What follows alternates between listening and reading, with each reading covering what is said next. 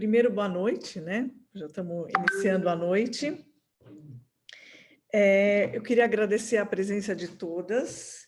A nossa ideia original era um bate-papo num grupo bastante pequeno, e na realidade isso aconteceu de uma maneira inesperada. A gente postou a primeira vez no Facebook e teve uma enxurrada de pedidos para participar, e a gente não conseguiu dizer não. Então, a gente aceitou todos que queriam estar juntos com a gente. Então, a gente fez um roteiro para a gente começar a conversar e depois entrar propriamente no filme, e depois perguntas e respostas, enfim, comentários, etc. Bom, eu resolvi ligar para a Mariana, e ela ficou bastante surpresa. E eu queria ter uma conversa com a Mari, porque eu pensei, com quem que eu posso conversar que pode me esclarecer dúvidas a respeito da cultura, da religião, de muitas coisas que acontecem no filme, que tem uma peculiaridade, né, dentro desse seriado. E a Mari levou um susto e falou, vamos conversar. E aí eu propus a ela que a gente fizesse esse grupo. E foi muito legal, e eu acho que, assim, acabou sendo uma combinação muito interessante. Esse é um bate-papo super despretensioso, não tem a menor pretensão de sermos as donas da verdade, né? É abrir uma conversa para todos, abrir o pensamento. Então, vamos lá. Mari, você quer se apresentar? Claro. Bom, primeiro, boa noite a todas e a todos. Na verdade, uma alegria poder estar hoje aqui e ver tantas pessoas conhecidas e tantas outras que não conheço, que adoraria conhecer. Também convidamos a quem quiser também ir abrindo as câmeras, sempre é gostoso poder olhar, né, as caras. Está ótimo, a gente já aprendeu a estarmos nas nossas casas, nos nossos lugares, né?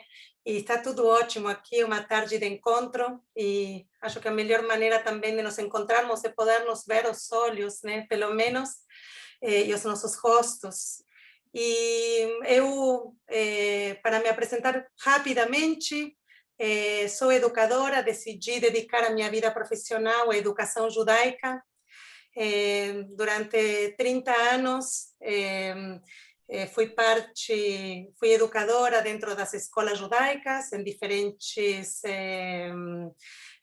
funções, tendo 20 anos também em coordenação e direção de escolas judaicas, e 20 anos também, mais de 25 anos em formação de professores.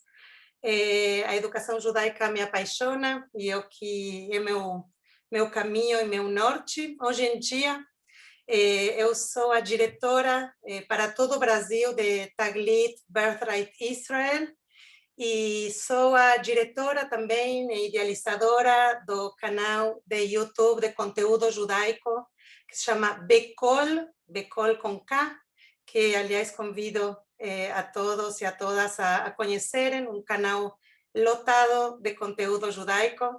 E também trabalho com grupos de casais, de famílias, para poder pensar conjuntamente sobre a educação judaica dos filhos. Então, um pouco da minha trajetória profissional. Sou casada e muito feliz há 32 anos com Adrián. Eles talvez muitos conheçam como o Rabino Adrián, mas para mim é Adrián. E sou mãe de 3 lindos homens, 3 lindos e maravilhosos homens. Então, um pouquinho de mim, e no decorrer, também, se vocês querem perguntar mais alguma coisa, podem me perguntar no decorrer da nossa conversa, e convido a todos também a usarem o chat para poder ir, de alguma maneira, conversando através do chat. Vamos ter, em alguns momentos, possibilidades de interagir também com o chat. E obrigada a todos e a todas por estarem hoje aqui. É isso aí. Que linda apresentação, Mari. Vamos lá, eu também vou me apresentar. Eu sou psicanalista, eu atendo adultos e adolescentes no meu consultório particular. Também sou casada há bastante tempo, 26 anos, com o Alexandre Shapiro, que está como meu assistente aqui do meu lado, assim, porque nós também precisamos de assistentes, não é verdade? Somos casados há 26 anos, temos 3 filhos também maravilhosos, já que a Mari falou, os meus também são maravilhosos, como as indígenas falam. Enfim, por que a ideia de conversar sobre Stissel? Eu sou psicanalista, como eu coloquei, e na psicanálise, no nosso consultório, a gente conversa, né? O trabalho da psicanálise é conversar. Quando a gente terminou, eu e meu marido, e eu particularmente terminei de assistir essa terceira temporada, eu fiquei com uma vontade de conversar sobre ela, né? E eu queria uma conversa de mulheres, sobre mulheres, para mulheres. Foi por isso que eu precisava conversar com alguém que era uma mulher, né? E com vocês também.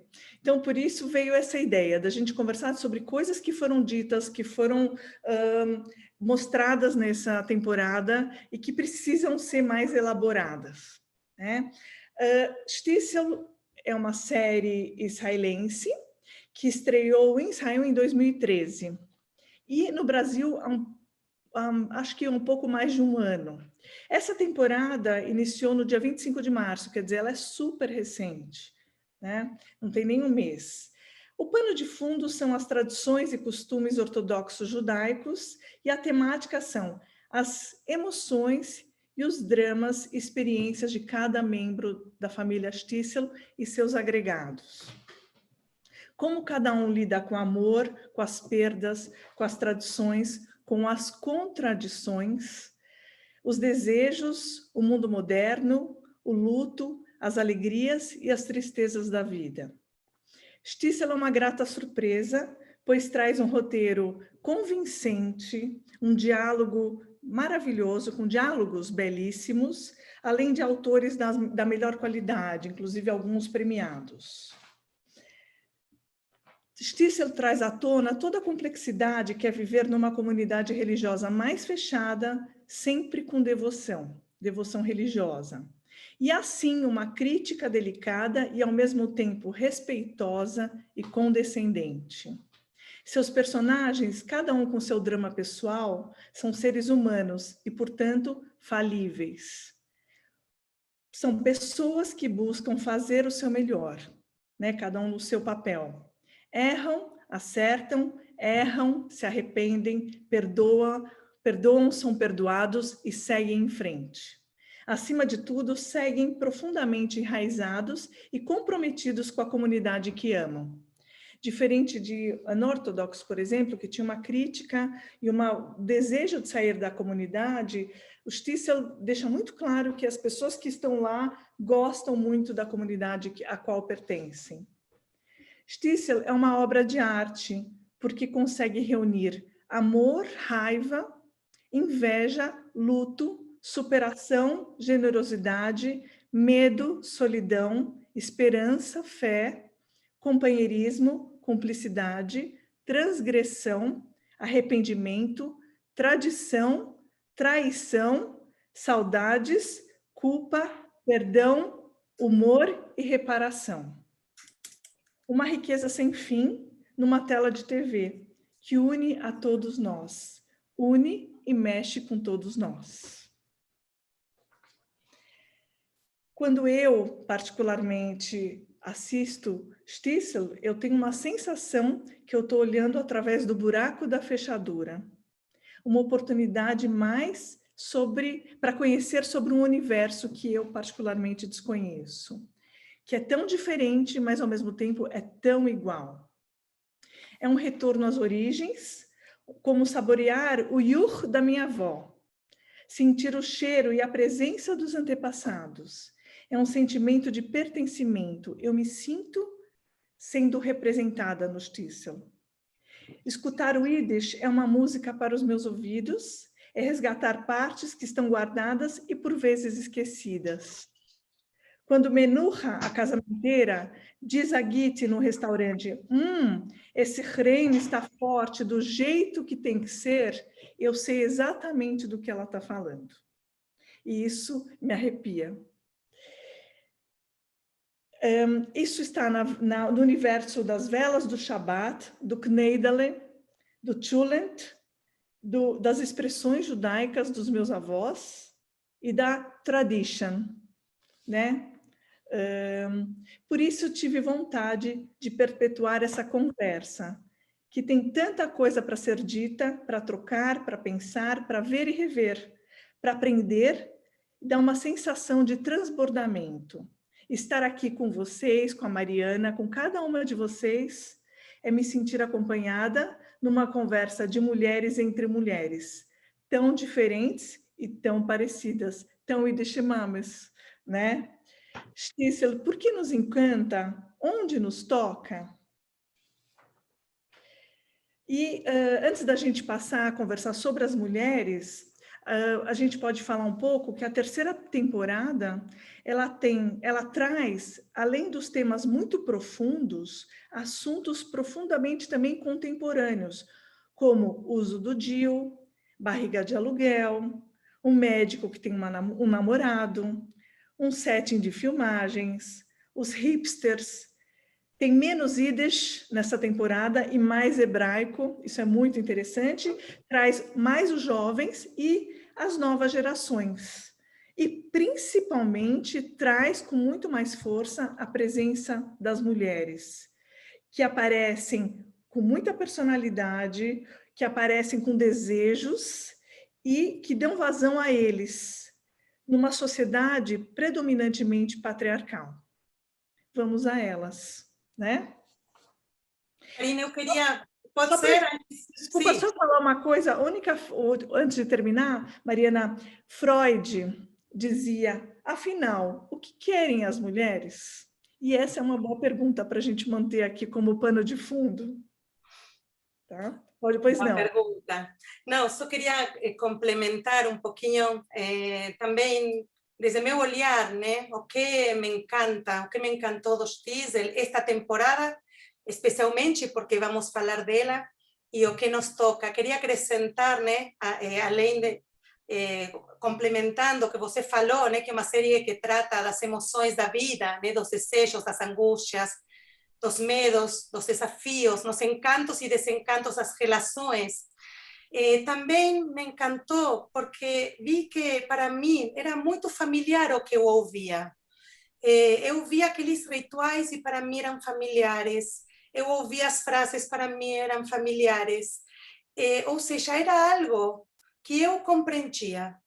Isso me levou a pensar que também é possível ter uma vida de observância judaica séria e profunda, e não necessariamente precisa ser ultra-ortodoxa, como o Shtisel nos apresenta. Então, quando eu vejo e eu me sinto que eu compreendo esse mundo, que é familiar, que as frases são familiares, que para mim não é chinês, eu posso dizer que eu posso também levar uma vida judaica de observância e compreender esse mundo, e não necessariamente preciso estar vestida dessas roupagens. Então, também é algo, um convite que me fez pensar e que eu queria trazer e compartilhar com vocês, né?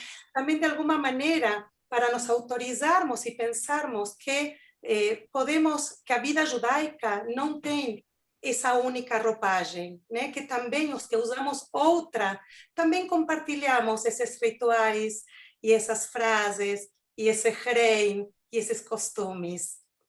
Claro, de outras maneiras, mas não ser familiar. Então, queria trazer isso, que quando eu assistia ao seriado, também ficava muito feliz comigo, né? E com a minha vida judaica. E esta temporada, especialmente as mulheres, para mim deixaram muitas reflexões. E eu queria hoje, quando preparei para estar nesse encontro, eu vim aqui como educadora, da maneira que eu ensino e leio a Torá. Então, como é essa maneira? Olhando para a fonte, e mesmo que não seja escrita a fonte no contexto no que eu vivo, extraio dela qual a mensagem, o que esse texto pode falar para mim, no que pode me ajudar para olhar a minha vida. Neste caso, a fonte foi a terceira temporada de Shtisel. E o meu convite aqui hoje juntas é poder resgatar dessas mulheres tão potentes ideias para que possamos nós, aqui presentes, olharmos e pensarmos nas nossas vidas e nas nossas decisões de vida. Então, a mesma maneira que eu ensino Torá é a maneira que eu utilizei para poder trazer hoje as mulheres de Shtisel nesse encontro.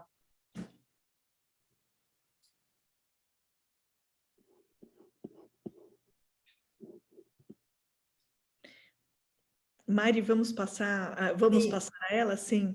Ok, muito bem, vou compartilhar. Vocês sabem que esse é o momento, né? Quando a gente compartilha a tela, todo mundo respira fundo, manda boas energias para que tudo aconteça espetacularmente.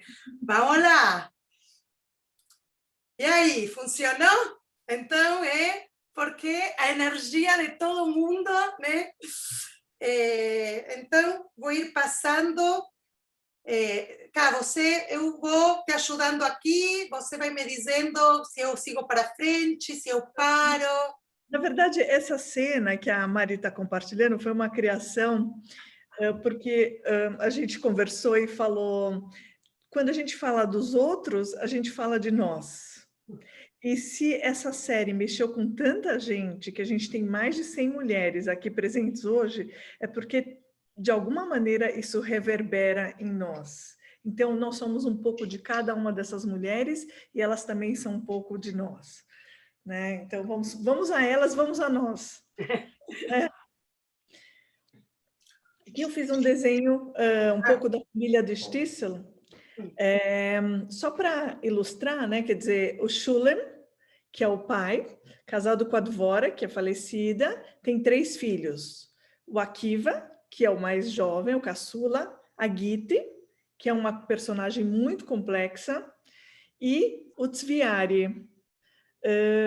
Então, na verdade, assim, o que está em azul são os Shtisel e os outros são os agregados, e cada um com o seu jeito de ser. E a gente vai falar das mulheres, especificamente das mulheres, mas sem esquecer dos seus companheiros, enfim. Né? Vamos lá. Espera aí, só um minutinho. Vamos lá. Então, começamos pela menucha. Poderia reduzir o som, tirar o som. Mari, você quer começar ou eu começo? Vamos falar Pode começar. Um pouco da menucha. A menucha é uma figura, né? Uma figura quase pitoresca. Nem sei se ainda existe isso. Existe? Não sei. É a casamenteira. E me fez lembrar imediatamente do Fiddle on the Roof, porque também tem uma casamenteira no Fiddle on the Roof. Ela chega na 3ª temporada e ela se apresenta assim, eu sou viúva, mas eu trabalho. Né? Então, um orgulho de estar, mesmo viúva, ela trabalha, ela parece elegante, ela é toda empoderada. Né? É uma figura um pouco controversa. Alguns da família dizem que ela tem um pouco de maldade. Ela insinua que a família Weiss, que é da Giti, ela tem problemas, então ela quer fechar negócio. Né? Ela quer fechar negócio, então ela tenta coagir a Giti a apressar o casamento do Yossele, do filho que é bastante jovem e que não quer casar. Mas ela fala num determinado momento, o que vocês regurgitaram faz tempo, as pessoas não digeriram, as pessoas fofocam. Né? Então, ela é um tipo bastante peculiar e que traz uma pimenta. Mariana, você quer falar alguma coisa sobre isso, sobre ela? Sim, lógico. A menucha, eu quero trazer ela comigo, eu sempre quero me lembrar da menucha. Ela é viúva, né? E ela, viúva, decidiu continuar trabalhando, decidiu seguir tocando a sua vida. e super elegante, né? Super elegante, com força, com potência, e ela se achava no que ela fazia, né? Ela se achava muito boa. E eu acho que é muito bom poder estar seguro de si mesmo e se, assim, achar que o que você faz com qualidade. Ela se achava a melhor casamenteira de todos e impunha, né, a sua maneira de trabalhar. E eu quero sempre me lembrar da Menuja quando eu esteja numa situação que depende somente de mim, como toco a minha vida. Eu quero me lembrar dela para não perder o charme e a elegância e a paixão pelo que eu faço. Quero ter sempre as ideias da Menuja perto de mim, né, em algumas situações de vida. Eu queria convidá-las a que vocês pensem nela, nessa situação também.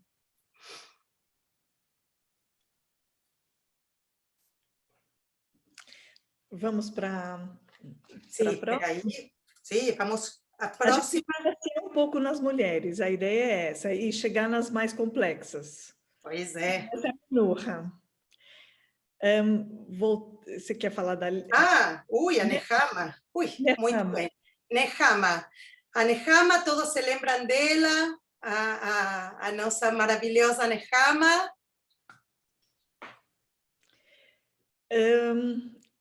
É bem interessante Nehama, porque ela é também uma mulher bastante elegante na sua maneira de ser, e ela tem um pensamento mais livre, né? Ela é uma mulher culta, é uma mulher que gosta de música clássica, ela tem força, ela tem alegria, vivacidade, e ela também tem uma coisa curiosa, que ela não sabe o que fazer com o prêmio de loteria que ela ganhou, né? Ela acha que isso é muito bonito, ela acha que a vida dela é tão boa que ela não precisa do prêmio de loteria. Então ela se assusta. E quantos de nós, às vezes, somos agraciados com certas premiações, ou quando a vida é boa demais, e a gente se assusta com isso, né? A gente não sabe o que fazer quando a vida é boa, né? Então ela quer ajudar, ela ajuda o Shulem, num primeiro momento ela quer oferecer esse cheque, né? Ela não consegue nem tocar nele.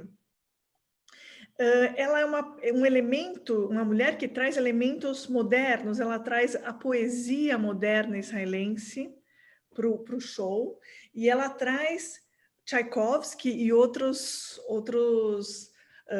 compositores.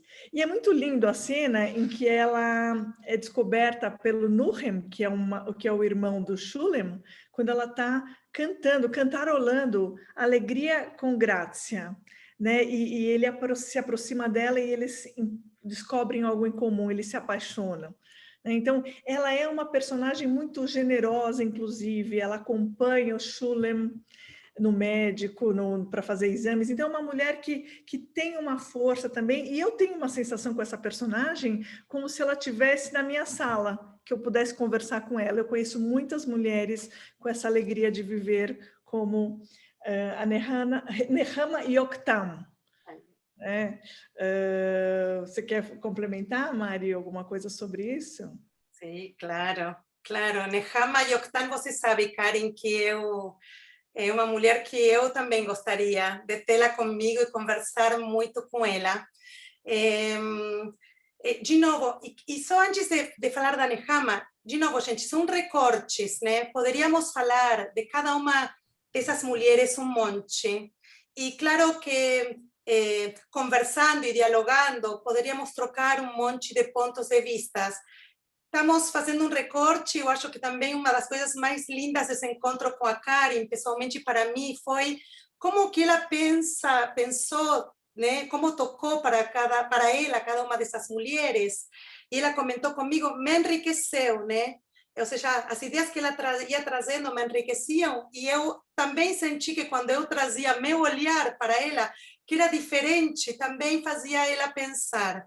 E o que a ideia daqui é poder trazer essas imagens para que cada um que está aqui hoje, compartilhando essa noite, possa pensar, né, se causou mesmo, e nas suas próprias vidas. Eu quero hoje trazer as mulheres para nós, eu quero trazer as mulheres para a minha vida.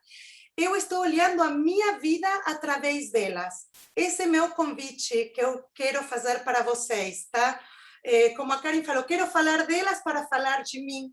E eu gostaria de falar delas para que cada uma possa olhar para a sua própria vida, né? E seus momentos de vida e suas decisões. A Nehama Yoktan, primeiro, que eu acho muito interessante que a doadora de Heider seja uma mulher, né? Acho que é muito interessante poder ver que seja uma mulher e não só ela doou, ela tinha ideias. Ela sugeriu que ela achava legal colocar um canto de escritores nacionais, né?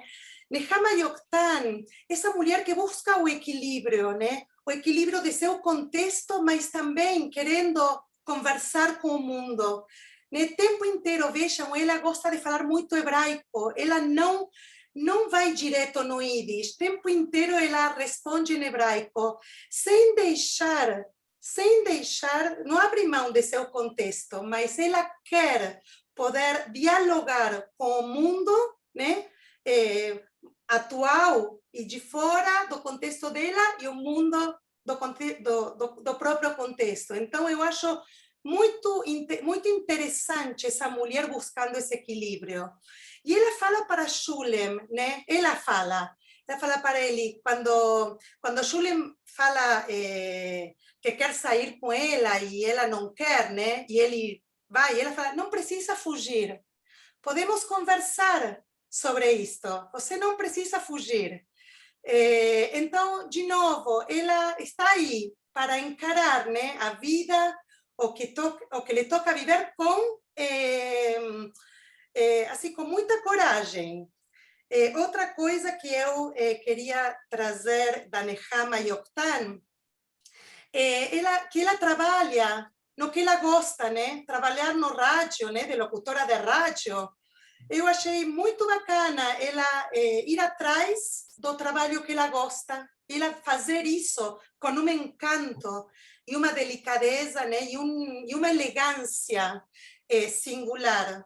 E desafiando o comum, né? Desafiando as profissões, talvez, do contexto dela. Eu acho que tem a ver com... Não me interessa aqui falar só desse contexto. Eu acho que cada uma de nós tem os contextos nossos que parecem o comum, né? E a gente também, muitas vezes, temos que desafiar, né, nossos contextos para desafiar o comum dos nossos contextos. E ela traz uma abertura para o mundo, né? Ela traz a poesia de Nathan Alterman, que é um poeta contemporâneo israelense, a música de Tchaikovsky, né? Ela é uma pessoa que procura estar antenada, que procura poder trazer para a sua vida, enriquecer com essa cultura geral. E aquilo não lhe faz sair, né, de quem ela é, não lhe faz mudar nem sair de quem ela é. Ao contrário, no meu ponto de vista, a enriquece. E ela convida o Stiesel, né, para sair. Ela toma a iniciativa, né? Ela está aí, ela é corajosa, ela toma a iniciativa, vai aí. E não sei se vocês se lembram quando o Stiesel precisava que alguém acompanhe ele para o hospital, ninguém podia acompanhar. Quem é que pode acompanhar o Stiesel?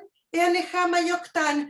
Ela pode tudo, né? Ela pode trabalhar, ela pode ir de ônibus, ela chega no horário, ela acompanha o Stiesel, e não sei se vocês se lembram, sempre com um sorriso, né?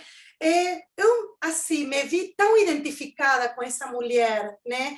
De estar sempre bem disposta, né? A poder acompanhar a quem me precisa, acompanhar as minhas coisas pessoais, acompanhar as coisas da minha família, dos meus amigos quando precisam, sempre com um sorriso, com uma atitude, né, de sorriso. Não sei se vocês se lembram, Nuhem me chamou a atenção, fala para Shulem, bem no finalzinho, ela no estúdio parecia como uma sacerdotisa no templo, né? Isso, porque a sacerdotisa, né? Lembram, no templo era um sacerdote, né? Colocar ela de sacerdotisa é poder dar um lugar para ela assim muito especial. E ele fala, eu estava no inferno e ela me tirou, né? E me tocou, para mim, se eu como ser humano, mulher, posso ajudar, né? Posso ajudar a tirar a pessoas do inferno com minha atitude. Eu quero me olhar para isso, quero me perceber nesse lugar. E ela decide o que faz com seu dinheiro, né? Ela toma as decisões, ela decide o dinheiro, ela tem poder, ela decide o que ela faz com o dinheiro. Achei super interessante isso. Bom, e a questão do hebraico também, que gostei muito. Então, quero ter a Nehama sempre perto de mim para cultivar a minha generosidade, a vontade de amar, ela é muito romântica, estar antenada e atualizada no mundo, e ser sofisticada. Eu quero ser na minha vida sofisticada e elegante, ser protagonista da minha vida.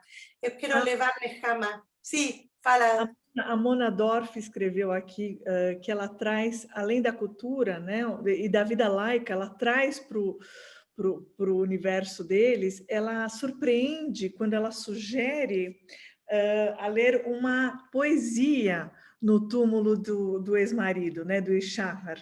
Ela, ao invés da reza propriamente, então ela tem essa liberdade interna de quebrar e fazer de um jeito dela, né? E isso é muito interessante.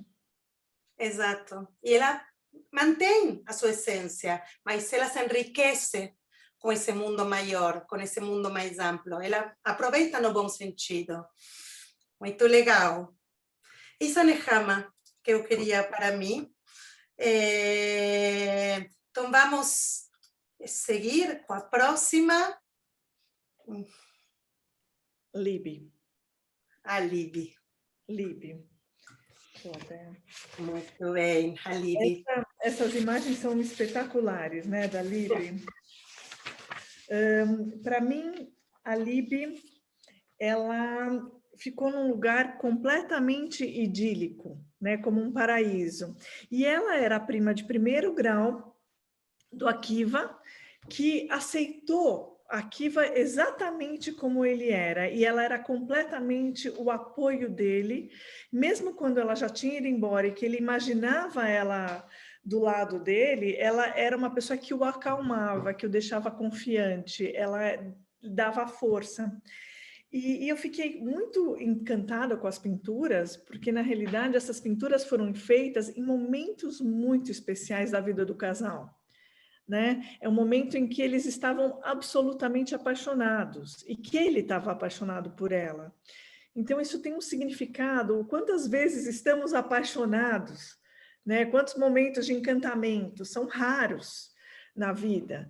E eu acho que isso que a Rachel, que é a segunda a namorada, né, a próxima, que acabou se tornando esposa, a Rachel se encantou justamente por isso, ela captou que lá tinha uma mulher amada e apaixonada e que tinha um marido, um pintor que estava completamente in love, né, com ela. Então eu achei muito lindo. Aliás, Libi vem de Lev Sheli, né, meu coração.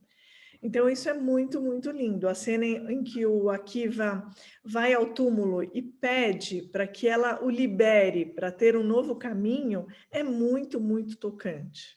Né? Ele fala, eu vou te visitar cada vez menos e eu te peço para você também me visitar cada vez menos. Né? Eu achei isso maravilhoso, porque os mortos têm que nos deixar para viver. Né? Então, e a gente sabe, quem passou por uma perda, perdeu alguém muito importante, como as pessoas ficam absolutamente envolvidas com a pessoa que foi embora. Então, ele precisava fazer o luto, literalmente, e seguir a vida. Né? Então, achei muito lindo a relação entre os dois. Né? Ele falava em Yiddish com a filha pequenininha, porque era assim que ela queria. Então, assim, como ficou preservado esse amor? Né? Muito legal, muito legal. Vou acrescentar algumas coisinhas da minha Libi, né? para mim, né, a Libby, complementando um pouquinho e colocando meu olhar quando eu assistia, primeiro achei genial em relação ao autor, ao escritor, né, deste seriado. Não sei vocês, mas eu no primeiro capítulo desta terceira série, até que não terminou, não tinha percebido que ela tinha morrido, né? Eu não tinha sacado isso. Foi genial como ele nos levou, né, até o final para poder nos dar essa notícia. Para mim, a Libby faz o Kive brilhar no que ele escolhe ser, né? Para mim, a Libby foi a pessoa que fez que esse homem brilhe, que ele se descubra, que descubra seu talento e que ele brilhe nesse talento. E para mim, a Libby é quem aceita o Kive com as suas características. Para mim, foi uma mulher que também aceitou ele com a maneira que ele é, com seus dons, com as suas habilidades, com o que ele gostava de fazer. E que também não era muito comum nesse contexto. Então, eu quero sempre me lembrar da Libby, né? Ter comigo a Libby presente para desenvolver em mim a capacidade de fazer brilhar quem estiver ao meu lado. Eu quero me lembrar dela para poder ajudar a quem estiver ao meu lado, seja profissionalmente ou pessoalmente, para que possa brilhar e poder ajudar a extrair de si o seu melhor, como eu acho que a Libby causou e fez com Kive. E me ajudou a aprender a poder aceitar, né, poder começar a ver e aceitar os outros com as suas características, né, e a celebrar os gostos dos outros, que podem ser diferentes também ao que talvez esperemos, ou seja, vamos dizer, mais comum. Então, essa é a Libby que eu quero também ter sempre aqui, me lembrando, para poder desenvolver em mim também essas características. Seguir? Podemos seguir? Sim. Bom, se estamos tudo bem até agora nas reações, nas reactions, tem dedinho, tem coração, tem coisinha. É bom, porque assim, a gente não, lamentavelmente, não podemos abrir muito, estamos lendo tudo. Tem muitas perguntas, né? Alguém perguntou como morreu Libby, né? A Karin pesquisou isso, né? A Karina te pode contar. Na verdade, não ficou muito claro, mas eu li que ela morreu de câncer quando a criança tinha 2 meses, então foi uma morte súbita, mas eu acho que isso tem menos relevância, né? Não foi tocado. Espera aí, que estou compartilhando, sim, né? Agora estou com a Libby, certo? Agora vai a Tove. Lembram da Tove, da esposa do Tzvi Arie? Agora vão lembrar a Tove, esposa. Claro, olhem só o que essa atriz, né? Da maneira que ela estava, né? Vestida, e apareceu na série, parece muito diferente, mas Cá, você quer contar da Tove? Eu acho que a Tove é uma personagem que é uma delícia. Ela é uma delícia, sim. Ela fala, enquanto eu pagar as contas, eu mando. Por outro lado, ela é conivente com o establishment. Então, ela combina com o marido de que eles vão estacionar longe, mas que eles vão ter o carro de qualquer maneira. E tem uma cena maravilhosa quando eles estão dentro do carro, e ela inclusive fala que o carro ela comprou verde, era um verde abacate, porque é a cor predileta do marido. Ele fala, eu não sabia. E ele começa a se encantar com os gadgets do carro, com a janela elétrica e tal, e ela fala para o marido: olha, aqui você parece um rei. Eu achei isso tão lindo, tão espetacular, porque quantas vezes a gente precisa fazer com que o nosso marido, o nosso companheiro, se sinta um rei, quando na realidade quem estava reinando era ela. Né? Então, eu achei isso muito delicado, muito sutil e muito feminino também. Né? Essa ideia de que o outro fica nesse lugar, mas ela que resolve. Né? Então, eu achei ela uma mulher moderna, que trabalha, que tem a sua condição e, ao mesmo tempo, brilhante. Tem uma visita do Zilberstein, que é um colega do Heder, né? Colega do marido, e o Zilberstein também tem uma esposa que está estudando direito, que também tem desejos. Aliás, isso é o motivo pelo qual nós estamos falando dessas mulheres. Essas mulheres têm desejos e elas dão um jeitinho para fazê-los acontecer, né? Fazer com que esses desejos aconteçam. Eu penso muito que, apesar de toda o rigor da vida ultra-ortodoxa, elas encontram caminhos como se fosse a água, e elas vão encontrando lugares para chegar onde elas querem, para chegar num oceano, para ser o que elas desejam. Né? Então, eu achei maravilhosa essa personagem, a Tove, e até quase com graça, com graça. E Mariana, e você, o que você achou? Bom, a Tove, nossa, tenho vontade de abraçar ela, né? É, porque assim, também eu acho que ela olha também para suas necessidades, né? Quando ela fala, você não tem que viajar uma hora e meia para ir trabalhar, como eu tenho, ou seja, eu preciso esse carro, eu trabalho. Eu achei essa mulher de poder ter clareza das suas necessidades, o que faz bem para ela e não desistir. Não desistir, aqui alguém colocou isso tão atual, né, dos telhados de cristal.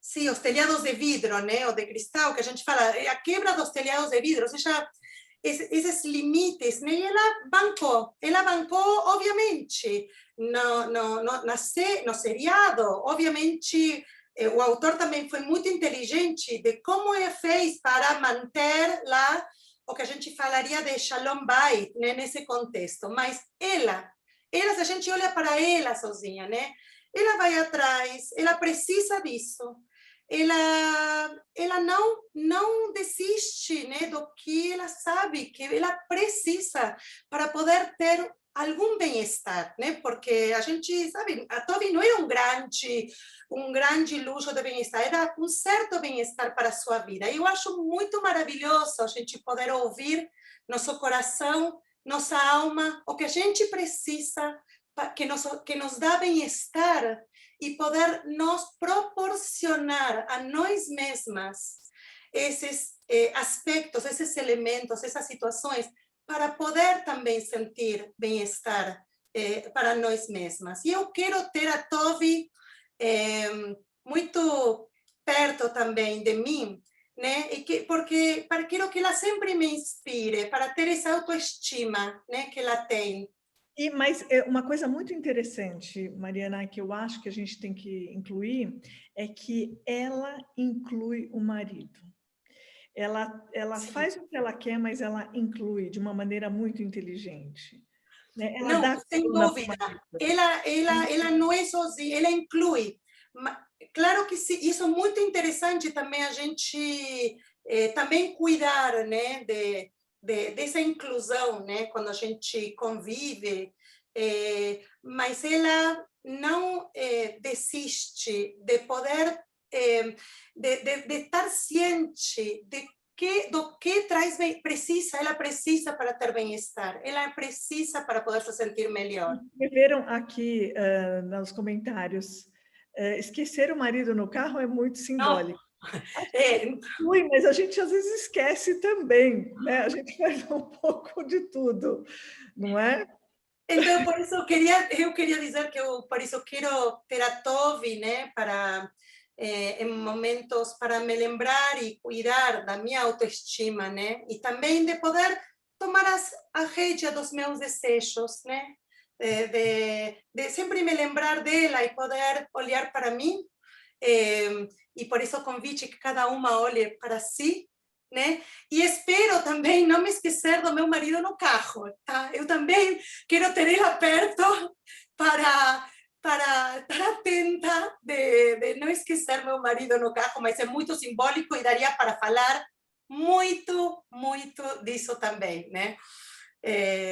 Muito legal. Eu achei genial também a quebra, né, dessa mulher dirigindo o carro, né, dessa mulher curtindo dirigir, porque não era só dirigir, ela desfrutava dirigir esse carro, né? E essa quebra desses paradigmas, né? É muito interessante a gente se lembrar por todos os lados isso, né? Para poder nos autorizar, nos dar... É que a Renata Weiss colocou assim, que ela incentiva ele a cantar na banda em outras temporadas. É verdade, eu tinha esquecido de comentar isso. A Né? Toive, na minha visão, deve ser a mais bem resolvida sexualmente. Pena que não trouxeram nada no seriado, mas provavelmente ela pode ter um papel muito interessante nesse lugar. E como você trouxe, Karin, também, eu quero trazer a esposa do Silverstein, porque ela quer ser advogada, né? Então, também quer ser advogada, ela fala, numa universidade de mulheres, mas ela quer ser advogada. Então, de novo, né? Como vamos atrás dos nossos desejos e nos autorizamos e nos permitimos a ser o que queremos ser. E não esperamos que o outro nos fale o que nós podemos ser, né? Então, seguimos, Karin? Sim. Ótimo. Muito bem, muito bem. Então, vamos lá. Espera aí, estou aqui. Ampliamos. E a próxima, nossa próxima mulher, a Shira Levy. A Shira Levy, vocês viram os olhos dessa mulher, né? Esse olhar, muito bem. Então, a Shira Levy, todo mundo se lembra, né? A namorada, a que Yossi que quis, né? Estar com ela. E Karin, quer contar sobre ela? Então, a Shira Levy, para mim, foi uma coisa, assim, um assunto muito interessante, né? Primeiro, ela é sefaradi, então ela vem de outro mundo. Isso, depois a Mariana vai comentar um pouco mais, porque eu não tinha entendido no primeiro momento no filme que tinha essa distinção ainda hoje. E ela vai para a universidade, ela se interessa por genética e ela estuda o trauma que vai de pais para filhos. Ela usa os insetos para estudar exatamente os traumas genéticos que são herdados. Só que eu achei muito simbólico, pensando em traumas que herdamos dos nossos pais. Ninguém está livre de herdar os traumas dos próprios pais. Isso é um outro assunto muito interessante. Num determinado momento que ela está com o Yossele no laboratório e ela tem muita habilidade, ela pega nas pinças, etc., né? Ela convida ele para entrar, que eu achei maravilhoso, muito linda essa cena, e acho que é a primeira vez na vida que ele vai para um ambiente tão diferente. Ela mostra para ele uma mosca no microscópio e fala, ela tem olhos grandes e tristes, como o meu avô e como você. E quando ele retorna do laboratório escondido da família, ele pega o tubo onde está a mosca e ele liberta essa mosca. E essa cena ficou muito significativa, achei muito lindo. Ela realmente é uma pessoa do mundo contemporâneo, e por isso que eu gostaria que a Mariana comentasse um pouco sobre essas diferenças, quer dizer, ela vai para a universidade já desde cedo, né? Por isso que a Giti, a mãe do Yossele, ela é estranha, ela não quer, né? Ela quer alguém que seja Ashkenazi e que seja exatamente como eles são. Então, Mariana... Então, isso também é muito interessante, né? do seriado, né, que trazem esses mundos tão diferentes. Se a gente não conhece, a gente tem uma parte, não capta, né, uma parte também de por que esse encontro não, e de por que a questão da Giti também, de não querer, né? Vocês sabem que entre Sefaradim e Ashkenazim, no mundo ortodoxo e ultra-ortodoxo, que no caso de Stiesel, né, que é o mundo ultra-ortodoxo, tem muitas diferenças, né?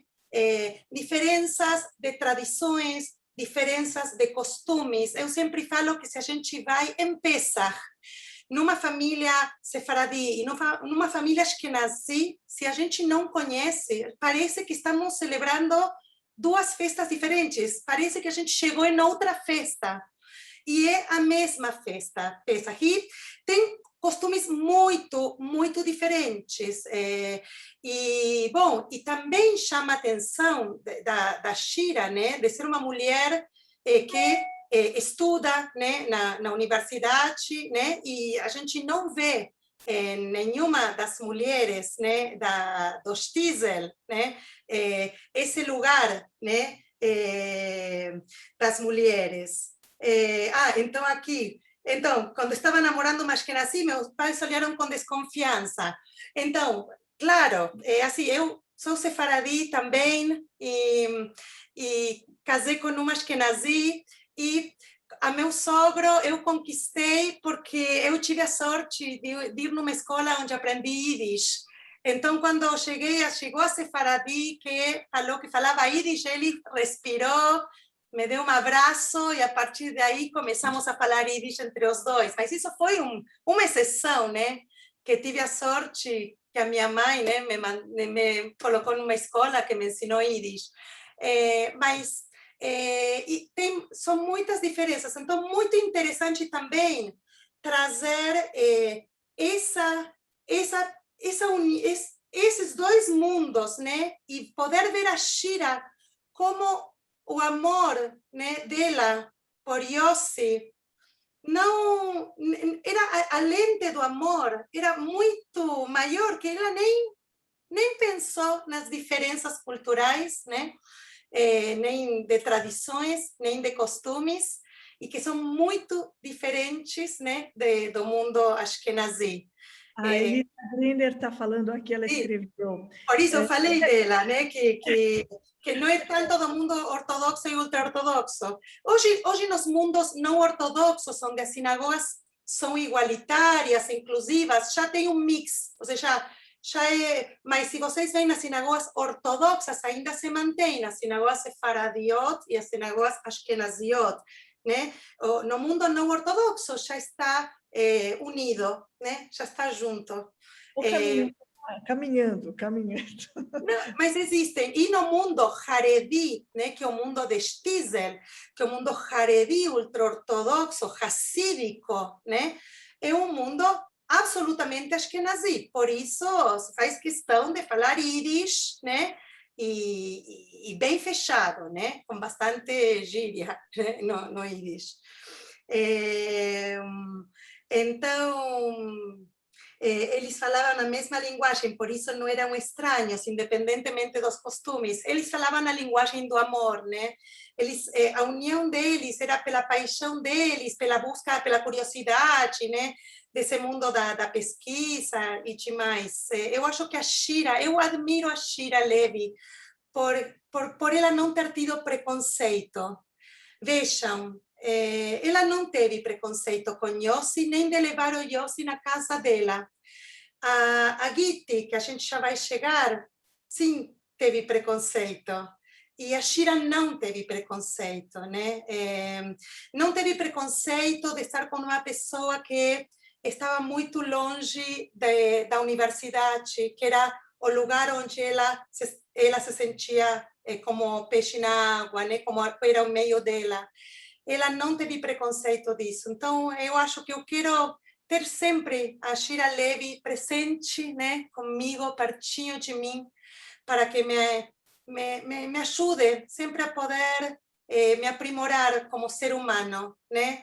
E cuidar dos meus preconceitos, né? Eu quero que a Shira Levy sempre me ajude a me lembrar disso. E outra coisa que me encantou dela foi a autonomia dela. Se vocês viram nesse laboratório, ela estava aí, ela recebeu visitas no laboratório sem perguntar para ninguém, ou seja, ela tinha autoridade para receber visitas, ela tinha autoridade para usar todos as maquinárias, né, o microscópio, tudo, ela tinha autoridade, tinha essa autonomia. Então eu também quero ter a Shira Levy perto de mim, né, para poder ser uma mulher, poder ter essa atitude autônoma, né, no que eu decida fazer e na minha vida, e poder ir atrás dos meus desejos. Lembram que ela, quando ela queria o telefone do Yossi e não tinha aonde escrever, ela escreveu na mão, ela foi atrás dos seus desejos, até poder se sentir plena. Aliás, essa cena é muito sensual, não é? Eu acho que Muito. se tem uma cena sensual, era essa, porque eles não se tocavam. Então foi muito lindo isso, né? Como as referências são outras, né? Sim, Achei muito, mas o que estava por trás era não desistir. Ela teve medo, ela não falava, né? Ela ligava e não conseguia falar, até que bom, o seriado fez que se encontrassem, mas ela ir atrás. E outra coisa linda dela, que eu quero levar também para mim, é de também tomar, né? De ir de ela tomar iniciativa. Quando eles foram se encontraram de novo no hotel, ela convida ele para uma cerveja. Ela fala, eu te convido, você pode pedir o que você quer, eu te convido. Tão legal, né? Poder a gente tomar a iniciativa do que nós gostaríamos, do que nós queremos fazer. Então, eu quero me lembrar da Shira por isso, de ir atrás dos meus desejos, seja na vida profissional, como pessoal, com essa delicadeza e também com essa autonomia. Sim, ela pagou que paga, inclusive, exatamente, exatamente. Bom, esse encontro deles é quase impossível, ela estuda na universidade, ele é religioso, quase um wishful thinking no roteiro. Então, mas eu acho que nos trazem muitos temas que está por trás, né? Essa questão da possibilidade de quebrar barreiras, e de poder ir atrás, né, de realmente dos sentimentos e de poder quebrar essa barreira. Eu gosto sempre de olhar num contexto mais amplo e não ficar somente nos contextos deles, né? Muitas vezes acontece com a gente, né? Quantas barreiras a gente precisa quebrar nas nossas vidas para ir atrás dos nossos desejos. Bom, seguimos? Karin, seguimos? seguimos. Muito bem, muito bem. Vamos lá, ampliamos. E a próxima, Racheli. A Racheli, muito bom, Racheli. Lindo poder colocar essas cenas, né? Já nos remete ao seriado, né? Tão bom poder revisitar. Acho que esse encontro de hoje é tão gostoso, porque é tão bom poder ter um pouquinho mais a série, né, com a gente, mantê-la, que ela não vai embora ainda, né, de dentro de nós. Acho que a ideia foi perpetuar um pouco essa sensação, né, do seriado. Falando um pouco de Raheli, ela é uma mulher que se encanta, né? Para mim me pegou porque ela estava andando na rua e ela vê o quadro da Libby e ela fica totalmente encantada. E na realidade, depois, mais tarde, ela conta para o Shulem que ela estava recém saída de um tratamento onde ela estava com uma depressão. Eu achei espetacular trazer o assunto do transtorno psiquiátrico dela, do transtorno maníaco-depressivo, que é chamado de bipolaridade, trazendo uma série ortodoxa, né? E como isso foi visto.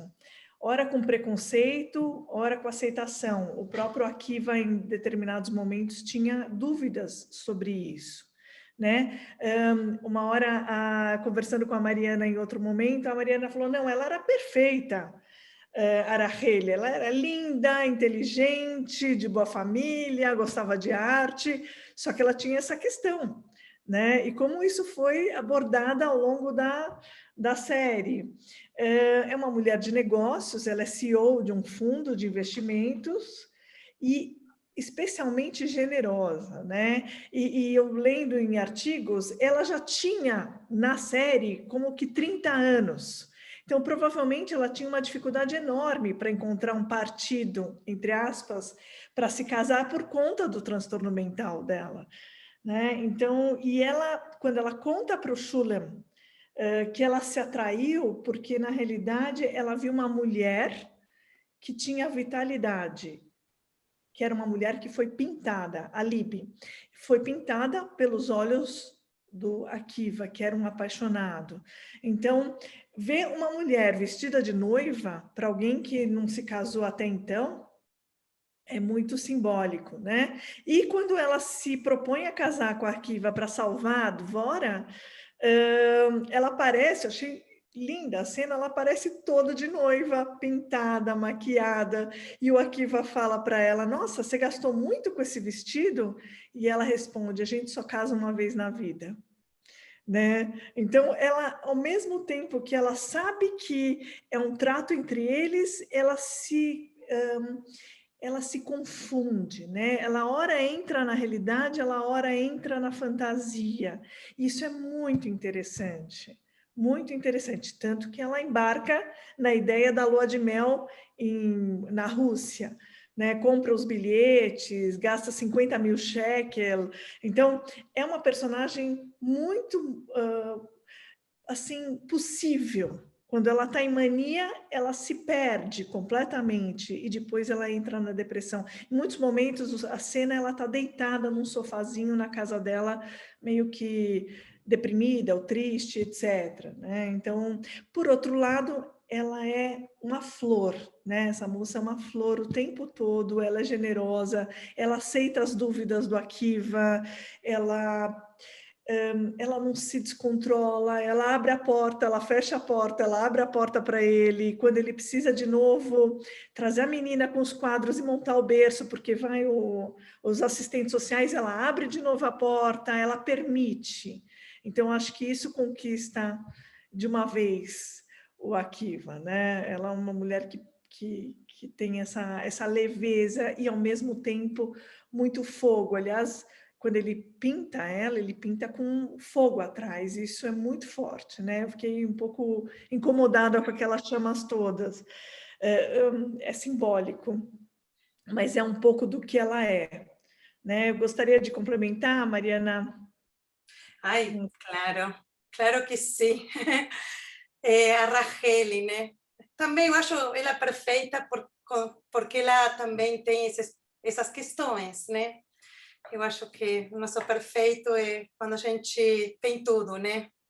Tem todas as cores na nossa vida. Eu me encantei da Rachel, né? E achei muito corajoso no seriado ela se apresentar como CEO, né, de um fundo. Achei muito incrível, né? Ela se apresentar, né? Quando ela pergunta, quando Kivia pergunta quem são os donos, né, desse fundo, ela fala, sou eu, né? Ela assume com naturalidade seu cargo de liderança, né? Não duvida em nenhum momento, ela assume absolutamente, né? Com uma naturalidade incrível, né, o cargo, né, dela, né, de ser CEO de um fundo, né, da liderança que ela tem, né, não está absolutamente segura, né, de si mesma nesse lugar, nesse papel, nessa função. E a Rachel toma decisões dificílimas, no meu ver, com muita altura e com muita segurança, sem duvidar. Ou seja, em momentos de tomar decisões dificílimas, ela toma a decisão. Ela está aí e ela decide, né? Então, como? Quando se decide casar para salvar a Dvorale, né? Ela casa por um bem, porque por um bem maior, para salvar a Dvorale, ela decide, vamos, eu caso com você. Quando ela manda embora, não sei se vocês se lembram na cena, que ela abre quando o Kive não consegue desenhar ela, porque aparece a Libby o tempo inteiro sentada no sofá. E ela vai, abre a porta e fala para a Libby, por favor, vai embora. Né? Ela manda embora a Libby desse lugar. Então, ela decide mandar embora a Libby para que Kive possa seguir vivendo e possa seguir pintando, né? Porque ela percebeu que se ela não toma essa decisão, Kive não vai sair do lugar. Né? Também, ela, não sei se vocês se lembram, depois que a Dvorale é devolvida, né? que o Conselho Tutelar decide que Kive podia continuar com a Dvorale, ela direto, bom, agora precisamos ir fazer o gueto, agora precisamos nos divorciar. Então, o tempo inteiro, decisões extremamente, não duvida, não deixa um milímetro nela, ela vai e decide de coisas muito difíceis. E outra coisa que me encanta que ela se mostre também com suas fraquezas, né? Que neste caso apresenta com esse distúrbio que ela tem, né? Que ela também se deprime, que ela pode ter vontade de ficar deitada, e também ela, toda aquela mulher, essa beleza também é ela, né? Que tem esses momentos de vulnerabilidade. E eu quero ter pertinho de minha Racheli, né? Lembrar dela, para poder que ela me inspire, né, na minha vida, para poder tomar as decisões, para poder tomar decisões que possam mudar a vida de alguém, embora sejam difíceis. E quero lembrar dela para levar com altura e elegância a minha posição, cargos de liderança e a minha capacidade para poder exercer essas funções, né?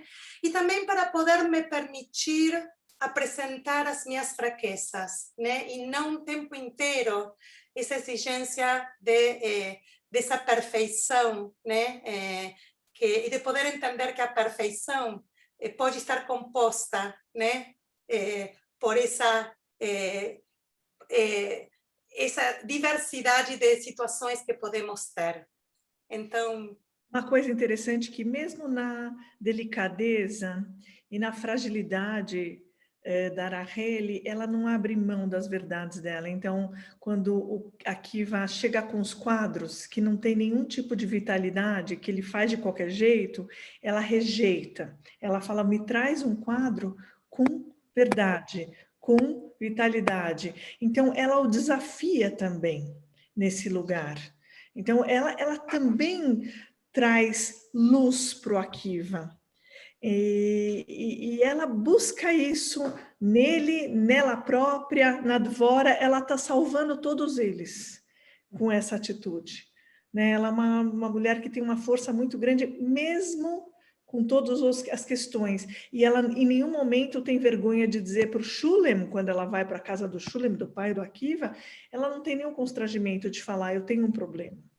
Né? E ela percebe que o Shulem fica arredio e ela se retira. Né? E ela até fala, não é todo mundo que pode escutar as histórias da vida dos outros. Achei muito lindo, é uma personagem real. Mas, Karim, desculpa, eu queria um pouco que vocês abordassem aquele momento que os pais chegaram para socorrê-la, né, da crise. Aquilo me incomodou demais, né? Queria ouvir alguma coisa sobre isso. Na verdade, é o seguinte, quando uma pessoa está com transtorno maníaco-depressivo e está em mania, ela se atrapalha e ficou claro que ela não estava tomando a medicação dela. Então, na falta da medicação, a pessoa vai tendo os picos e a medicação justamente serve para manter uma certa estabilidade de humor. Então, os pais aparecem realmente quando eles percebem que ela fez um saque de 50 mil shekels para comprar passagens, e aí ela volta para a realidade. Então, ela mesma disse, eu tenho oscilações, né? Eu tenho ondas. E a pessoa que tem esse transtorno, ela tem picos e vales. Justamente o remédio é para segurar isso. Então, a pessoa que tem essa habilidade, ela não pode ficar sem a medicação, em absoluto. Então, os pais, nesse sentido, foram aqueles que seguraram, porque o Akiva não sabia. Ele não tinha conhecimento da doença dela. Né? Inclusive, uma pessoa que tem esse transtorno, se a pessoa ficar muito tempo sem a medicação, ela pode fazer coisas muito graves, muito sérias. Né? Então, é por isso que eu achei muito interessante trazer esse tema para essa série.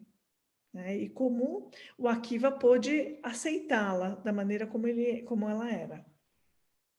É isso. Podemos? E também ela tem carro, né? Que também é simbólico. Também ela tem carro. Ela dirige, que nessa série traz um lugar, né? Dessa mulher dirigindo, né? Sim, podemos. Vamos lá.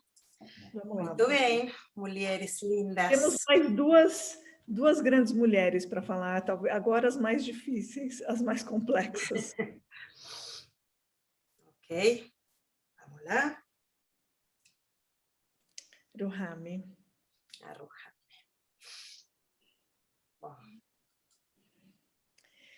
Bom, eu começo? Começa cá. Acho que está bom assim. A Ruhami. A Ruhami, ela é dramática, né? Ela é uma atriz muito interessante. Ela chama Shira também, se não me engano. O nome dela... Ela é uma grande atriz, foi premiada, inclusive, no Unorthodox. Ela tem um tipo diferente físico, né? E eu descobri que ela, quando era pequena, teve um câncer de fígado e teve que fazer quimioterapia, e por isso ela ficou com uma estatura muito baixa. Então, ela tem a cabeça e os braços com tamanho normal, mas ela tem a estatura baixa porque a quimioterapia na infância parece que não deixa crescer por algum motivo, eu não entendo muito bem isso. Bom, e ela tem esse jeito, né? Muito intenso, muito dramático, e quando, no início da série, quando os pais se separaram, ela tomou todas as dores da mãe, e ela suportou fortemente, e ela era quase uma mini adulta, né? Sofrida, ela ajudava a cuidar dos filhos, dos irmãos mais novos, enquanto a mãe foi trabalhar, né? Então, ela tinha uma força, ela suportou essa mãe. E ela tem um tipo mais embotado. Por outro lado, ela tem algumas contradições, porque quando ela fala com o marido, o Hanina, ora ela chama ele para perto e ora ela coloca ele para longe. Então tem uma cena que ele está de costas para ela, ele está rezando e ela chama ele perto e fala: olha, eu não sou invisível, você me trata como se eu fosse invisível. Por outro lado, quando ela esconde que ela tirou o DIU, ela abre mão da cumplicidade de casal e vai fazer o que é importante para ela. Tem uma cena em que ela fala que ela sente que ela tem um buraco dentro de si, né? Inclusive quando ela vai fazer um poema para a filha que não nasceu, que é muito forte isso, né? Muito lindo, como se fosse um buraco mesmo. E quando mostra ela enterrando a criança que nasceu, e ela fala, I am in that box. Eu estou nessa caixa, ela está no caixão. Então, ficou algo dela enterrado com aquela criança. Né? Então, na minha interpretação, a única maneira dela existir no mundo era tendo um filho dela. Mesmo que isso pudesse ser um risco para a vida dela, mas a única forma dela nascer era tendo uma criança, né? Enfim, ela sonha com isso e ela toma todos os riscos para realizar esse desejo. Ela não queria, no fundo, ela não queria uma criança numa barriga de aluguel, ela queria gerar uma criança, né? Essa é a minha maneira de ser. Então, porque ela tinha um vazio enorme dentro dela. Mariana, você quer falar? Sim, eu queria complementar o que você está trazendo, que também acho, me identifico muito, e acho a Ruhami uma mulher muito forte, né? Muito, muito forte. E ela quer tomar a decisão em relação à sua gravidez, né? Ela quer ser ela, e ela, acho que é uma mulher que nos apresenta uma transgressão muito grande, né? Como mulher, para ir atrás das suas convicções e do que ela quer. Ela quebra a regra da ortodoxia, né? E ela quer fazer tratamentos para ficar grávida, ela vai sozinha para tirar o DIU, porque é muito forte, né? O que você estava trazendo, a questão de dar à luz, né? Ela, de passar por isso, é algo estruturante para a vida dela. E ela vai atrás, ela quer, ela vai atrás disso, né? Então, acho essa fortaleza, para mim, me mobilizou muito, me emocionou muito, a coragem e a fortaleza. E outro aspecto que eu quero trazer da Ruhami é que ela orienta o marido, né, sobre o que ele tem que fazer com seus estudos, né? Quando ele queria desistir, e mesmo que ele, porque não queria pagar, né, para poder seguir com o professor, né, que podia dar para ele o melhor nível, ele queria ir para qualquer outro lugar que não seja bom, para não ter que pagar. E ela fala, ela que orienta o marido, né? Ela que coloca ele, né? E fala, de jeito nenhum, a gente vai encontrar um jeito, né? Para que você possa fazer da melhor maneira, né? Que você possa ter o melhor também para você. E por isso ela vai trabalhar para levar o dinheiro, né, para casa, para que o marido possa estudar no lugar e com o professor que ele gosta. E então isso também mexeu muito comigo, e ela é uma mulher que expressa muito os seus sentimentos, né? No último capítulo, não sei se vocês se lembram, o marido, quando vão deitar, assim, ele assim, bem inconformado, não inconformado, com medo que ela está grávida, e ela fala, não me dê as costas, né? Ela consegue colocar em palavras o que ela está sentindo. Não me dê as costas, vire e vamos assumir e vamos estar juntos nesta, né? De alguma maneira, não sei, agora interpretando, eu falando, estou sentindo a Ruhami aqui comigo. De alguma maneira, quando eu estive com você, né, Janina, quando você queria desistir, eu estive com você, olho no olho, te dizendo, vamos conseguir para que você consiga, continue com teu professor. Olhe no olho para mim, né? E vamos encarar a vida juntos, né? Isto que nos toca viver juntos. Então, eu quero ter a Ruhami perto de mim, né? Que ela sempre me lembre para poder ter a força que ela tem, né? Para saber que no fim nós somos, cada um de nós é dono da sua própria vida e ninguém mais, né? Do que a nossa própria vida. E para não perder nunca a capacidade de não deixar o outro cair, né? De não ser indiferente às necessidades do outro, né? E de estar atenta e de poder ajudar o outro a sempre estar em pé e não cair. Então, essa é a Ruhami para mim. Achei muito lindo, a Malca lembrou, Malca Toledano, que quando ela estava grávida, assim, ela estava sozinha, ela gravava as fitas. E que é uma fantasia de toda mulher, quando a gente tem filhos, não só na gravidez, como quando eles são pequenos, que a gente não possa acompanhar o crescimento e o desenvolvimento dos nossos filhos, né? Isso é um terror, a ideia de que a gente não vai estar com eles. Então, eu achei muito lindo mesmo essa fala da Malca, lembrando desse, né, a ideia de que o aniversário, que ela ia gravar fita e que, enfim, essas cenas foram muito fortes, muito lindas. Né? Muito bom. E vamos para a última? A última. Vamos para a Dona Guiti. Ok, espera aí. Iremos já. vamos logo para Gitti, para Dona Gitti, Argelia Rohami e a nossa querida Gitti. Essa foto, né, Karin, que você achou, esse olhar, acho que nos remete diretamente, né, para a emoção da Gitti e seu marido Lipe. Bom, vou agora parar. Para mim, a personagem mais complexa de todas e mais interessante, e uma grande atriz, inclusive foi premiada por esse papel nessa série. Ela era a detentora das regras, né? Ela era aquela que queria fazer a coisa certa, no matter what, né? Custe o que custar.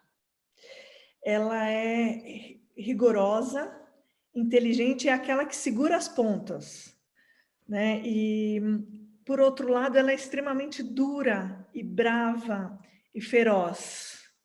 E a maneira como ela encarou quando o marido foi para a Argentina, e encontrou com outra mulher, foi assim tão bravamente e muito de uma dureza e de uma solidão enorme. Quantas vezes nós mulheres não passamos por momentos sozinhos na vida, né?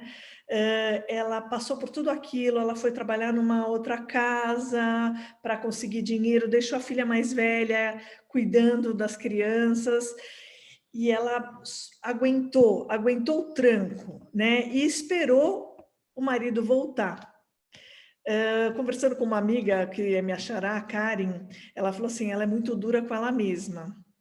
E realmente, parece que ela tem uma dureza com ela mesma. E a questão do segredo, né? Eu achei isso muito emblemático.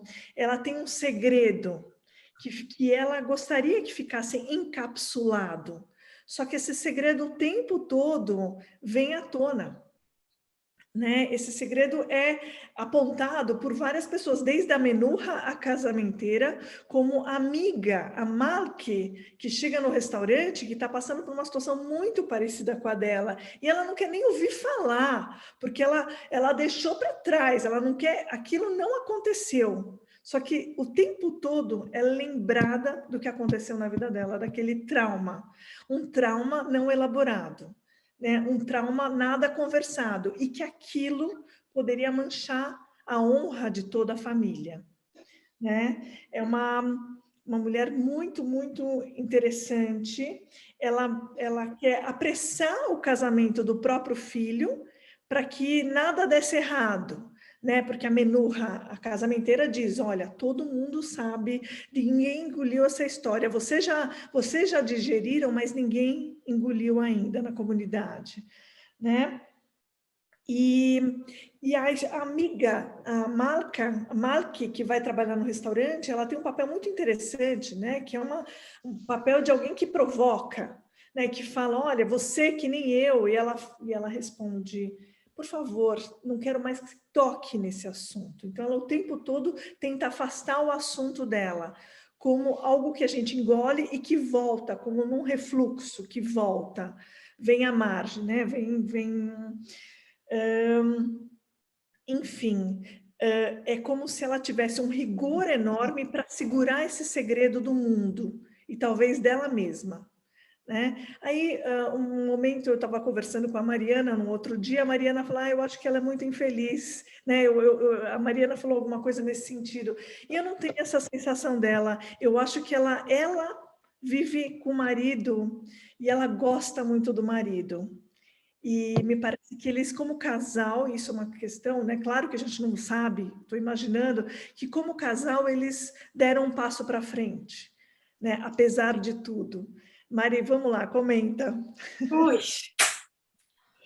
Bom, Agiti, tenho algumas coisas para compartilhar e comentar, mas queria trazer, já que você nomeou a Malki, né, amiga dela, queria trazer a Malki, né, porque a Malki para mim também tocou muito.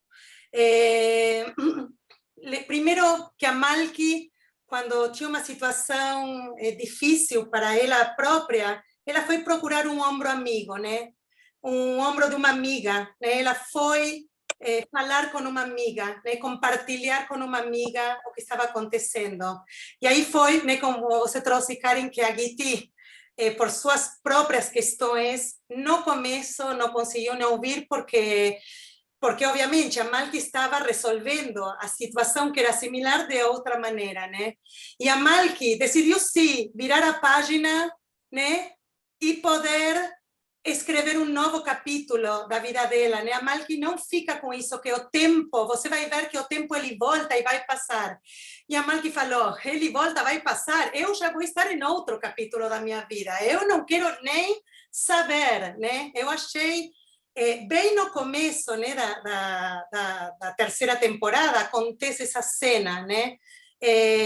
E você viu que no final a Gitti consegue depois dar um abraço e um beijo para ela, né? E quando a Malki, além de tudo, decide ir embora para outra cidade, levar as crianças, ter coragem, né, de assumir a sua vida, esse momento, o que lhe tocou viver, e ir para frente para encontrar a sua felicidade e não ficar fechada nesse amargor e nessa tensão, né, que a Gitti ficou. Mas, voltando para a Gitti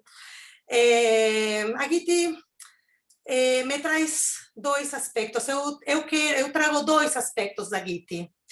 Por um lado, uma Gitti dona de um restaurante, né? Ela toca esse negócio absolutamente sozinha. Ela é dona de um empreendimento, toca isso sozinha, né? Ela consegue administrar aquilo, pelo que a gente vê, tranquilamente e muito bem, tudo funciona lá dentro. E outro aspecto que, desde esse lugar, na hora que tiram a Dvorale do Kive, ela está lá, né, ao lado do irmão e do pai, e ela que organiza o caminho para resolver a situação da menina. Ou seja, ela é muito operativa, né? Então, ela, quando tem que... todo mundo ficou sem saber o que fazer, ela fala, tem que ir procurar o expert, né? E tem que fazer assim, assim, assim para poder resolver a questão. Vejam só também, na hora que o marido precisa, ela o ajuda a resolver também. Lembram a cena que Lipe não conseguia os ortodoxos para filmar, e ela que fala, bom, pronto, ela que encontra, né, as soluções operativas para ir lá no bar dos hipsters e encontrar os modernos, né, jovens de barba, né, que achei tão maravilhoso, né, com todas as barberias, né, que se abriram, né, ultimamente, está de moda, né, para transformá-los em ortodoxos. E vejam, ela tem uma questão de intuição, né, na última cena, quando ela nem conseguia...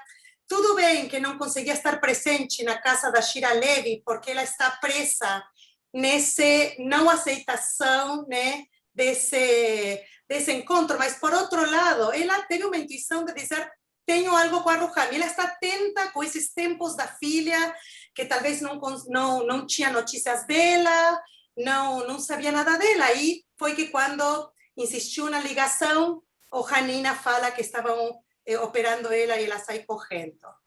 Esse é um lado da Gitti, né? Esse é o lado operacional, operativo, né? De resolução. E o outro lado dela, né? Que é uma mulher, no meu ponto de vista, que é uma mulher que não consegue criar seu próprio padrão de vida, né? Ela vive com os mandatos paternos, né? E, no meu ponto de vista, é isso o que deixa ela tensa. Ela não consegue viver a sua própria vida, né? Ouvir seus sentimentos, ouvir seus desejos. E, no meu ponto de vista, né, ela convive com algo mal resolvido da sua vida de casal. E isso a posiciona sempre num lugar negativo. para mim, essa tensão, essa tristeza constante, essa agressividade com o filho, a agressividade com a amiga, é porque ela esconde em si, ela decidiu, né, lidar dessa maneira com a traição do seu marido. E, para mim, a consequência dessa decisão dela de lidar com isso, que o que eu enxergo está mal resolvido para ela, deixou ela tensa, deixou ela amargurada, deixou ela agressiva, né? Lembrem que esse filho está trazendo o amor, né, por acima de todos os costumes e de todo que de alguma maneira toca nela, algo que ela não foi atrás, né, na sua própria vida. A amiga, a Milky, a Malky, que ela fica agressiva, está falando para ela: meu marido me traiu. Bom, nova página, tenho que resolver a minha vida, eu quero ser feliz, quero seguir para frente. Nova cidade, nova página, não vou esperar, vou tomar as rédeas da minha vida. Ela fica agressiva, né?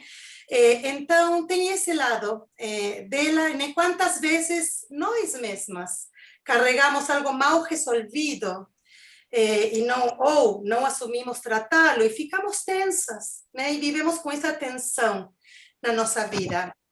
Então, assim, trazendo essas duas dimensões da Gitti que eu enxergo, eu quero me lembrar da Gitti, quero ter ela pertinho de mim, presente, né?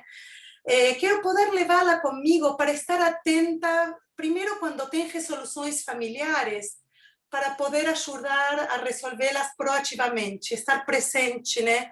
Para poder resolvê-las proativamente. E também quero ter a Gitti presente na minha vida para cuidar de não ser mal-humorada, para poder aprender a ouvir meus filhos nos seus desejos, né? Vendo quanto mal faz se não o fazermos. E quero ter a Gitti perto de mim, sempre para eu cuidar de não discriminar. Não sei se vocês se lembram, a Gitti discrimina, a Gitti tem preconceito pela Shira Levi, né? E vejam só, ela tem muito medo com a Shira Levinson, né, do filho, porque ouviu da casamenteira, né, que pela causa da traição do marido, né, se esse fato vira público, o filho não ia conseguir shidduch, não ia conseguir alguém para casar, né? E ela quer rapidamente, né? Ela quer rapidamente ter essa menina para casar o filho por medo que tenham preconceito com eles, né? Por o marido ter traído ela. Então, mas ela também é preconceituosa com os outros. Ou seja, ela não quer que sejam preconceituosos com ela, mas ela é preconceituosa com a família da Shira Levi, que são sefaradim, né? E que vêm de outro mundo. Então, eu quero ter a Gitti, né, perto de mim, para sempre lembrar de não discriminar, de não ser preconceituosa, de não fazer para o outro o que não gosto que façam para mim. É uma personagem complexa mesmo, mas muito, muito forte, né? Quantas vezes a gente se vê fazendo coisas que a gente não gostaria e a gente se olha e a Gitti nos incomoda, porque muitas vezes a gente também tem essa dureza, né? Somos imperfeitas, né? Querendo o melhor, o melhor. Enfim, o que a gente queria falar é isso. Mariana, o que você acha de abrir? Quem quiser conversar, comentar. Nós temos a 1h40 do encontro, é impressionante. As pessoas se mantiveram presentes, na maioria. Vocês querem falar alguma coisa? Enfim, muitos comentários importantes, interessantes. Acho que deu para pensar muitas coisas. O que vocês acham? Eu queria sugerir, assim, primeiro também eu quero agradecer, né, por poder ter essa tarde, esse encontro aqui, e de ter mulheres, né? E temos alguns homens aqui também, que também acho muito bacana, que se uniram para poder pensar e poder pensar juntas, né? Comentários, a gente também foi acompanhando os comentários. Eu sugiro, se alguém quer falar para poder ter uma ordem, porque o momento vocês sabem como é o Zoom, né? O Zoom nos causa isso, que a gente abre e a gente não consegue falar todo mundo juntos. Se vocês colocam no chat o nome de vocês, a gente vai de alguma maneira, né, tendo alguma ordem, só para a gente poder se ouvir bem, né? Se ouvir de uma maneira organizada. Então, se alguém quiser, pode já colocar e a gente vai abrindo de uma maneira organizada, tá? E, obviamente, né, que prazer poder compartilhar esta fala com a Karen, e como eu falei para ela, este encontro foi a cereja do bolo, né? Foi o brigadeiro em cima de um bolo de cenoura, porque o processo da preparação desta tarde foi tão enriquecedor para mim como pessoa, como ser humano, que eu só tenho a agradecer. E a gente agradece a presença, né? Claro. De todo mundo. Então, faltou a matriarca. A Dvora, que faleceu. Então, eu acho que a grande pergunta é da Dvorale. Quem vai ser a Dvorale? Quem imaginamos que a Dvorale se tornará? Como ela vai conduzir a sua vida, né? Como ela vai crescer? Quem ela vai querer ser? Será que na quarta temporada, vão nos trazer essa Dvorale? Vamos ficar com essa pergunta, porque na quarta temporada, se aparecer algo da Dvorale, vamos nos lembrar dessa tarde e desse encontro entre todas nós. Uma coisa interessante, né? A gente falou das mulheres, o foco foi esse, mas os homens também são incríveis. Um mundo à parte, né? Espetacular, né? Ele também é um ser humano muito, muito complexo, né? Então, a gente poderia fazer outro encontro para falar dos homens. Absolutamente, absolutamente. É outro mundo, né? Também riquíssimo para poder pensar neles. A gente pode, o pessoal está comentando aqui, mas eu acho que a gente pode ir encerrando, né, Mariana? Eu acho que sim. Com certeza. Então, de novo, na minha parte, agradecer muito a todos e a todas que estão hoje aqui, que estiveram junto conosco, nos acompanhando, comentários maravilhosos, assim a gente foi lendo e também trazendo para mais reflexões ainda, e esperamos que sempre possamos nos acompanhar, né, para dialogar, para poder pensar e para poder nos inspirar desses personagens, de mulheres, né, que aparecem na nossa vida, para poderlas ter sempre presente, né, e poder pensar nas nossas vidas. Eu acho que este encontro também era um convite para poder nos olhar, poder nos pensar, né, poder nos acompanhar a nós mesmas, né, na jornada da nossa vida, né, de sermos nós uma boa companhia para a gente, né, no que nos vai acontecendo, ouvir nossos corações. E é isso.